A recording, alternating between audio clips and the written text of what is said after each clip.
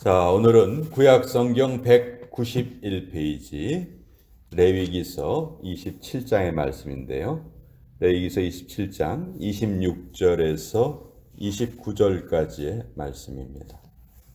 구약 성경 191페이지 레위기 27장 26절로 29절까지의 말씀입니다. 자, 우리 하나님의 말씀을 같이 읽겠습니다. 시작.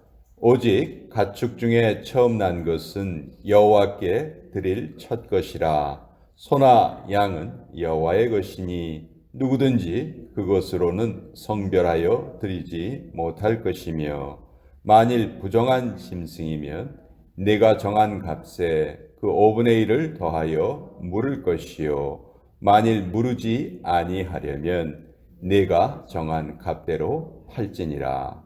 어떤 사람이 자기 소유 중에서 오직 여호와께 온전히 바친 모든 것은 사람이든지 가축이든지 기업에 바치든지 팔지도 못하고 무르지도 못하나니, 바친 것은 다 여호와께 지극히 거룩함이며 온전히 바쳐진 그 사람은 다시 무르지 못하나니 반드시 죽일지니라. 하나님의 말씀입니다. 아멘. 자, 이 레위기서 성경 전체 66권 중에서도 좀 읽기 어려운 책 중에 하나죠. 좀 지루하게 생각이 되고, 또 수천 년 전에 이스라엘 사회에서 통용되었던 법이기 때문에 오늘날 우리가 사는 이 세상에 그대로 적용하는 데에도 또 많은 무리가 따른 것이 사실입니다. 그렇지만 우리가 레위기를 읽을 때 이 두 가지 사실만 알면은 레위기를 아주 정확하게 이해할 수 있는데, 레위기는 다른 것에 대해서 쓴 것이 아니고요, 어떻게 하면 하나님을 사랑할 수 있나, 또 어떻게 하면 이웃을 사랑할 수 있나, 그것에 대한 가장 실제적인 방법입니다.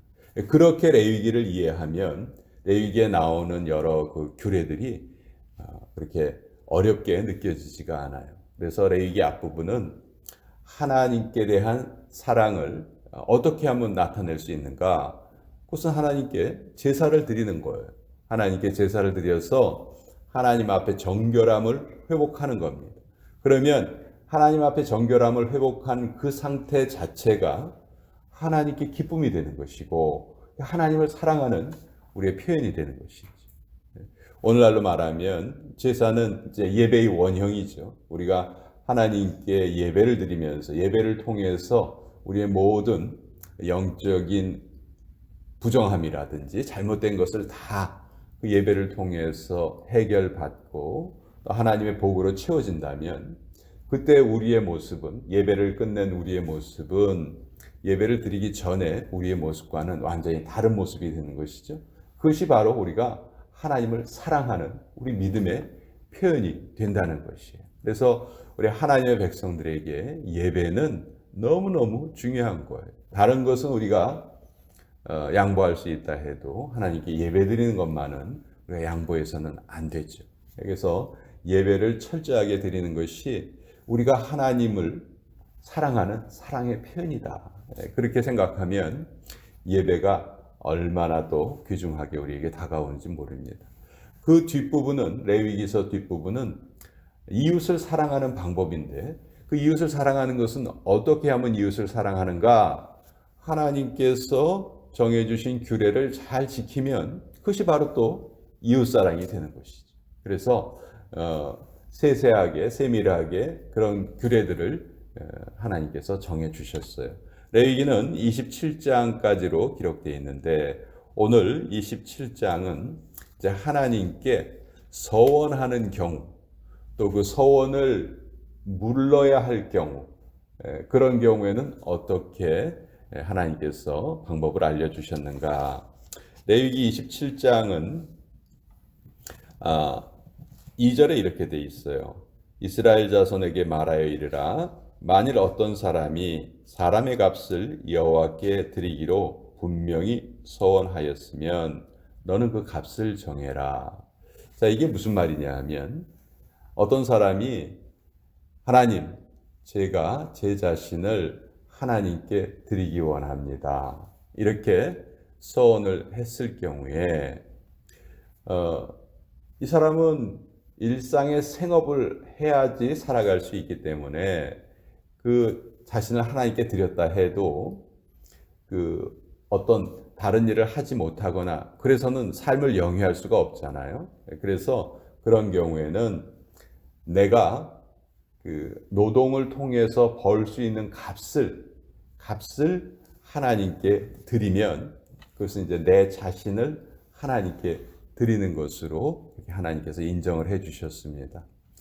성경에서는요, 절대로 인신제사를 용납하지 않습니다.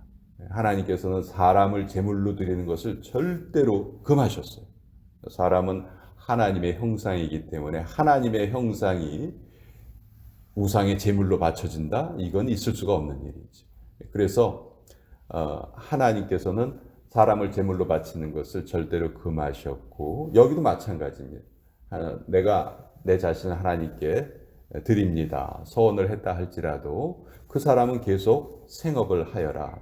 그 사람을 뭐 제물로 바친다든지 이런 행동은 절대로 하지 말고 단지 그가 벌 수 있는 돈을 계산을 해서 그것을 바쳐라. 그래서 3절부터 이렇게 쭉 보면요. 20살로부터 60살까지 남자는 50세겔, 또 여자는 30세겔, 만약 5살부터 20살까지는 남자는 20세겔, 여자는 10세겔. 이렇게 값을 정해서 이 값은 이 나이대의 사람이 일을 했을 경우에 벌 수 있는 금액을 계산을 한 거예요. 그래서 그걸 이렇게 하나님께 드리면 이제 그 사람은 자기 자신을 하나님께 서원해서 드린 것이고 그럼에도 불구하고 이제 계속 생업을 해 나갈 수 있는 것이죠. 이것이 이제 하나님께서 서원한 예물의 값으로 알려주신 거예요. 그런데 어떤 경우에는 이 서원을 했다 할지라도 그것을 물러야 되는 경우가 있어요. 꼭 사람만 하나님께 서원 예물로 바칠 수 있는 것은 아니었습니다. 밭을 바칠 수도 있었고 집을 바칠 수도 있었고 뭐 다른 것도 다 하나님께 드릴 수 있었어요. 그런데 그렇게 했을 경우에라도 피치 못할 경우에 그것을 물러야 할 경우가 있었습니다. 그럴 경우에는 5분의 1의 값을 더 더해서 그것을 물러라. 원래 하나님께 서원한 것은 반드시 갚아야 되는 것이 원칙이에요. 원칙이지만 또 불가피할 경우가 있죠. 갑자기 뭐 흉년이 찾아왔다든지 어떤 뭐 큰 부상을 당했다든지 뭐 그래서 일을 할 수 없을 경우에는 그 계속해서 생업을 할 수 없으니까 그 돈을 벌 수가 없는 것이죠.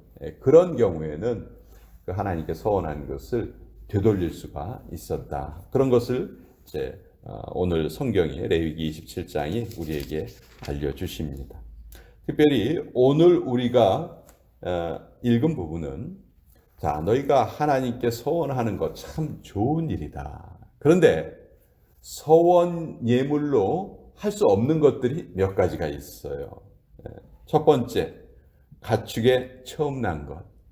하나님, 제가 제 가축이, 제 소가 첫 송아지를 낳았는데 이것을 하나님께 서원 예물로 드리겠습니다. 우리가 생각하기에는 참 아름다운 마음인 것 같잖아요. 근데 하나님은 그렇게 할 수 없다. 그렇게 말씀하세요. 왜? 이미 그것은 하나님의 것이니까. 모든 생축의 처음 난 것, 사람의 첫 장자, 이것은 이미 하나님이 하나님의 것으로 구별해 놓으신 거예요. 근데 이미 그 하나님의 것인데 그것을 마치 제가 하나님께 드리겠습니다. 이렇게 말하는 그것은 바른 일이 아니다. 그래서 이렇게 서원 예물로 드릴 수 없는 거예요. 그래서 그럴 경우에는 값으로 계산을 해서 하나님께 드려라. 또 26절과 27절 또 28절과 29절 우리가 이 네 구절을 읽었는데 여기에 조금 다른 것이 있어요. 자, 26절에 보면 오직 가축 중에 처음 나는 것을 여호와께 드릴 첫 것이라. 드린다는 표현이 나와요. 드리다. 그리고 26절 뒷부분에도 누구든지 그것으로 성별하여 드리지 못할 것이며, 또 이렇게 이제 드린다는 표현이 나오죠. 그리고 28절과 29절 보세요. 어떤 사람이 자기 소유 중에서 오직 여호와께 온전히 바친 모든 것은, 여기는 바친다는 표현이 나와요. 자, 우리말로는 드린다, 바친다 거의 같은 의미잖아요. 뭐 드린다와 바친다를 구별해서 쓰는 경우가 거의 없습니다. 같은 거의 동의어로 쓰죠. 근데 성경을 번역할 때 요걸 구별을 해서 번역을 한 이유가 있습니다. 26절과 27절에 나와 있는 드린다는 것과 바친다는 것은 분명한 차이가 있어요. 어떤 차이가 있는가? 내가 자발적으로 하나님께 감사의 표현으로 바치는 것, 감사의 표현으로 드리는 것, 이것은 드린다라고 표현되어 있어요. 드린다. 근데 바친다는 표현은 언제 썼냐면 하나님께서 아예 처음부터 구별해 놓으신 것입니다. 예를 들어서 11조, 짐승의 첫 새끼, 사람의 장자, 이런 것은 하나님께 드리는 것이 아니고 바치는 거예요. 그래서 이것을 일부러 이제 구별을 해놨어요. 그러니까 우리가 현대를 살아가는 우리도 하나님 앞에 예물을 드리는 것이 있고 바치는 것이 있다 하는 것을 우리가 알아야 돼요. 예를 들어서 하나님께서 정하신 것은 우리가 하나님께 바치는 거예요.